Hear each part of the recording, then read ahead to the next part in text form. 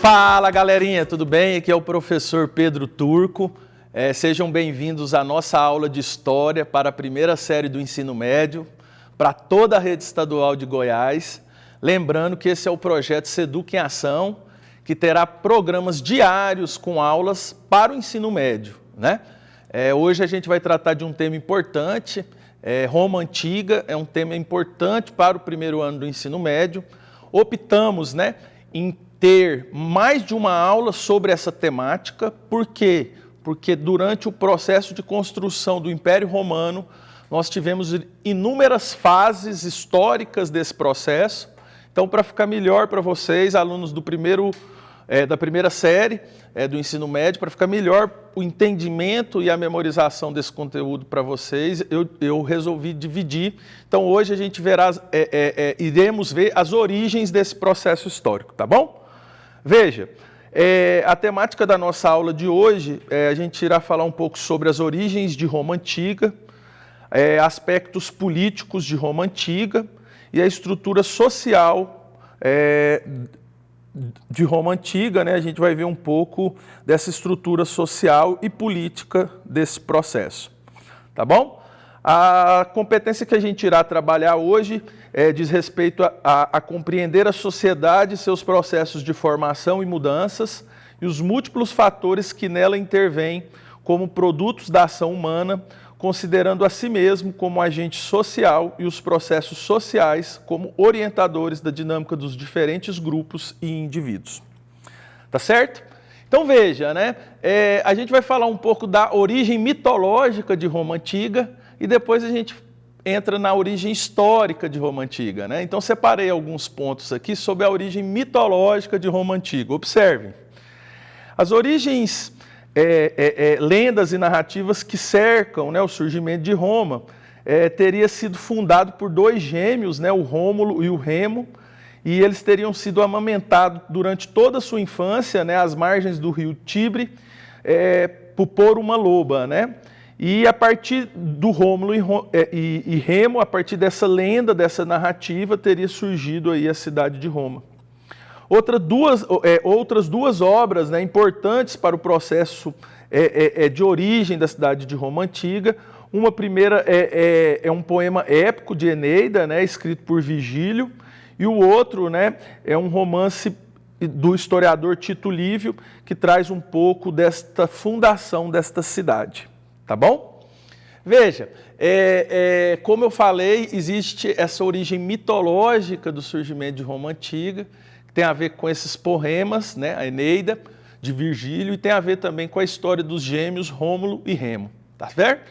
Agora a gente vai ver as origens históricas, né? O que se discute entre os cientistas e historiadores acerca das origens de Roma Antiga, né?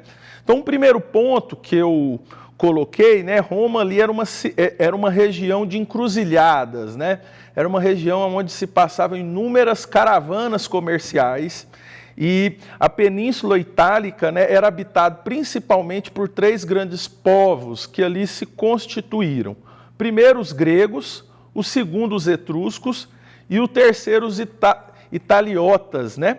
Esses três povos, essas três culturas, baseado em atividades comerciais e agrícolas, começou-se ali a organização de uma sociedade, né, que futuramente se tornaria um dos maiores impérios que já existiram na história da humanidade, né? Então, esses três povos foram fundamentais para o processo de formação histórica dessa cidade, né, que nós chamamos Roma Antiga, e mais tarde do país que nós chamamos hoje de Itália, né?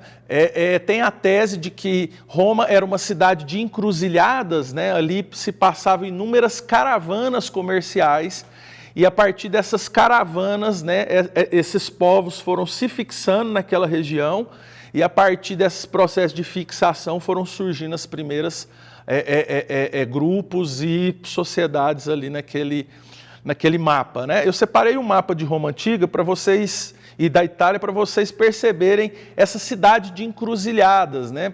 É uma tese interessante porque mostra o processo de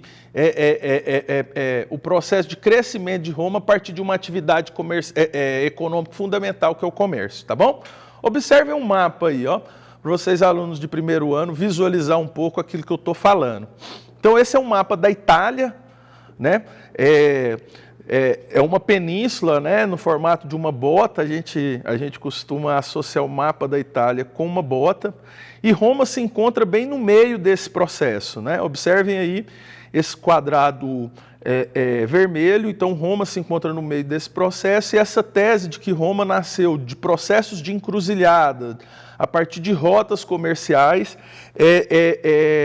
vigora por quê? Porque a gente percebe que Roma está no meio da Itália e ali se concentra, né, na parte sul da Itália, se concentra um número X de cidades importantes, para que se chegar na parte norte da Itália tem que passar, logicamente, por essas rotas comerciais, e essas rotas comerciais se encontravam na cidade de Roma, tá bom?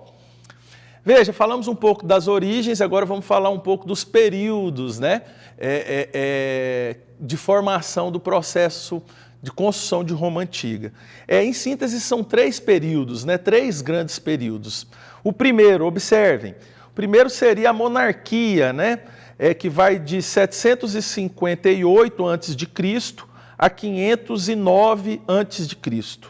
Depois, um outro período, né, após a queda da monarquia, a gente entra num período republicano, né, que a gente chama de República Romana, um período importante que até hoje reverbera na história da humanidade, que vai de 509 a 27 a.C. E por último, né, o período áureo do Império Romano, que vocês podem acompanhar em inúmeros filmes, né? Já se produziram inúmeros filmes sobre esse período áureo, que a gente chama de Império Romano. Se brincar, foi o maior império que a gente tem notícia da história da humanidade e reverberou durante muitos anos, né, os seus processos de conquista e expansão no território europeu e para além da Europa, né? Se a gente for pegar hoje o Oriente Médio, o Império Romano Otomano, né, a gente vai ver que o Império Romano expandiu para além da Europa, tá bom? Veja, qual que é a estrutura social da monarquia romana, que é o foco da nossa aula de hoje, né? Eu separei a pirâmide social para que vocês tenham noção. Os primeiros, vamos dizer assim, as elites romanas durante o período da monarquia romana eram chamados de patrícios, né? Eram os patrícios que tinham, em certa medida, o poder político e econômico da monarquia romana. Os plebeus eram vamos dizer assim, o povo, né? Eles não tinham influência política, mas ajudavam enormemente a construção da economia romana, porque eles eram uma espécie de trabalhadores desse período. E os escravos, que ajudavam também no processo de mão de obra e trabalho na Roma Antiga, né? Lembrando que os escravos eles eram prisioneiros de guerra, ao contrário da escravidão brasileira, que foi muito pautado pelo processo de etnia e cor. A escravidão em Roma Antiga ela era uma escravidão de guerra, né? Eram os prisioneiros de guerra durante o processo de expansão romana e suas conquistas, né? Os romanos também aprisionavam esses prisioneiros, né, de guerra, e eles serviriam futuramente como mão de obra escrava para a construção de monumentos, de cidades, de expansão urbana e territorial, tá bom? Veja, por fim, né, fechando a aula de hoje, os aspectos religiosos da monarquia romana, eu separei 3 pontos importantes, né? Por quê? Porque a gente vai ver que a religião, durante o processo de formação de Roma Antiga, ela é muito importante historicamente e ajudou a modificar os cenários em Roma durante esses períodos que a gente viu. Então, na monarquia, a religião, né, os aspectos religiosos se pautavam primeiro na questão do politeísmo, segundo, os deuses, né? Então, o politeísmo, o que significa o politeísmo? Né? Uma religião que acredita em vários deuses, né? Então, eles tinham deuses vinculados normalmente a fenômenos sociais e fenômenos naturais. E, por último, né, a estrutura religiosa na monarquia romana é muito parecida com a estrutura religiosa na Grécia. Para quem teve contato com os deuses gregos, vai perceber que os deuses romanos são muito parecidos, tá bom? Chegamos ao fim de mais uma aula de história, né? Gostaria de lembrar vocês que amanhã a gente terá aula de matemática e educação física, não se esqueçam. Estas aulas também são transmitidas pela RBC-FM 90.1 e a Rádio Brasil Central AM 1270, perdão. Um forte abraço e até a próxima.